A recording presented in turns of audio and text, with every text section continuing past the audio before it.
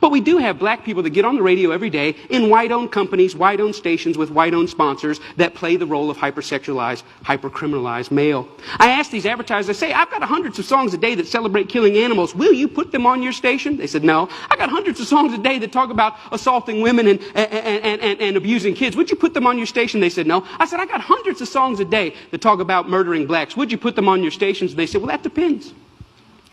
Depends on what? Who it's done by and who it's branded for.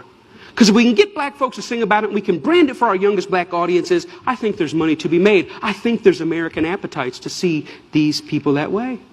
I said, how can you say that? They said, well, look, it's what these artists know. It's what they, black people, create. It's, matter of fact, our surveys say it's what they want to hear, which speaks of a sickness. How do we live in a society where somebody says, you know what, I'm inspired to write a song that celebrates murdering another person. And then a person says, I'd like to put that on my station. Another person said, I'd like to pay for it. And then there's people out here in the audience that go, I'd love to hear it, as long as it's black guys. Because even white people buy rap music, buy this type of stuff, because we know that when we want to hear about killing each other, we know who to turn to for that type of inspiration.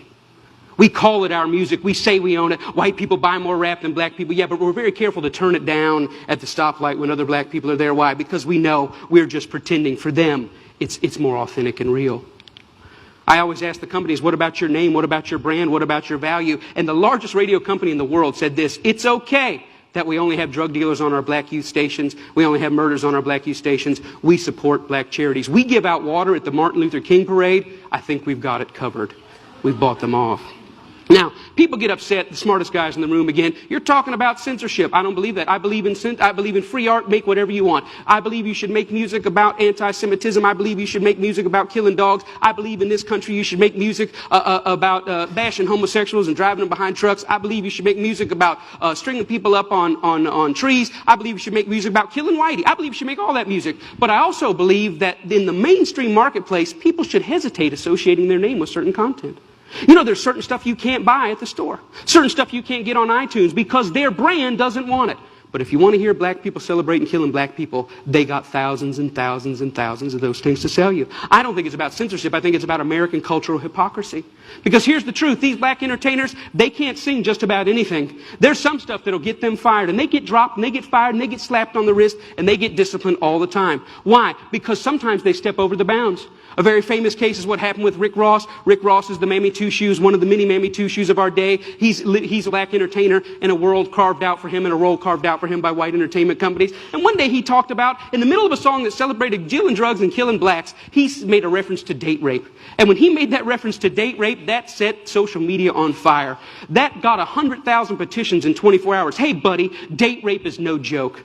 That had white people standing outside of Reebok in New York saying, you better take this seriously. We're tired of a rape culture in America. One line in one song moved the masses. And you know what Reebok did? Did they stand by him and say, hey, we believe in freedom of speech. We believe in freedom of expression. It's just a song. Calm down. No, they fired his tail on the spot.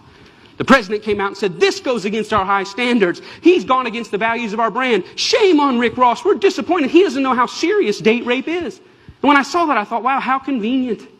Isn't that amazing? But here's what really happened. It's not their brand, it's not their values. Rick Ross went off script.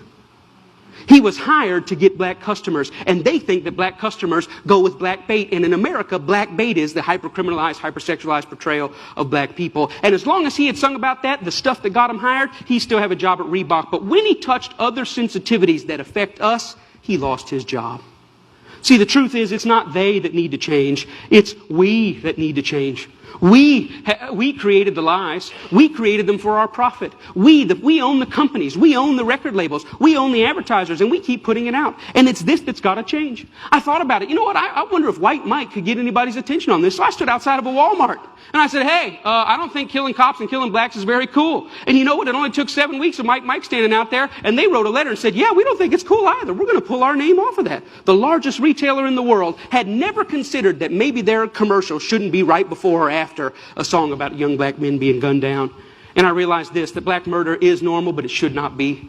And I realized the importance at the coffee table, at every headline, every pastor's gathering, every family gathering to say, you know what, these black lives matter. It's not just another black kid. These are human beings. I'm doing my best in every way, shape, and form. Talks like this everywhere I can go to say, you know what, I was born in a world where black murder was normal. My kids were born into a world where black murder is normal, but I don't want to die in a world where black murder is normal. Am I 5 years or 10 years away? I don't know, but I'm screaming as high as I can. Let's feel this pain and let's lift our voice to tell the lies. They are not criminals, they are not deviants, and their lives are just as important as ours.